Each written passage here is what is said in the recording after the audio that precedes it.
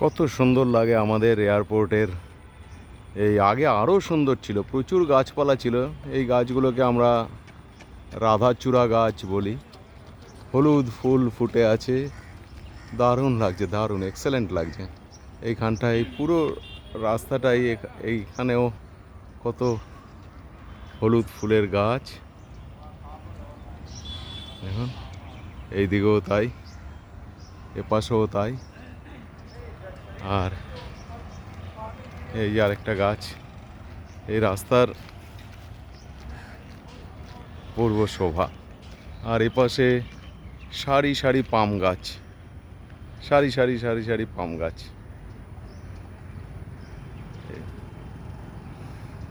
আমাদের এই কলকাতা এয়ারপোর্টের মানে বিরাট বড় এরিয়া নিয়ে এয়ারপোর্ট।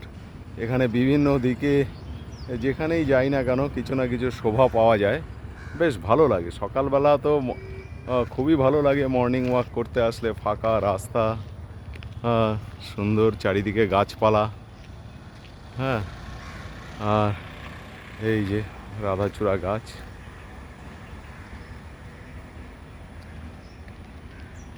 সারি সারি পাম গাছ।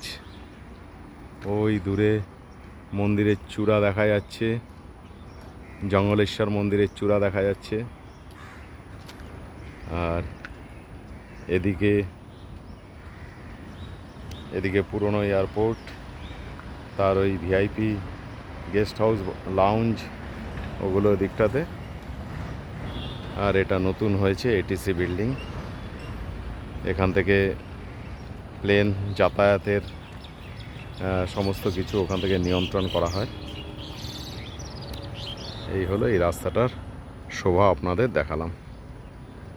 ভিডিওটা শেষ করি আবার ওই ফুলের দিকে, ফুল গাছগুলোকে দেখিয়ে।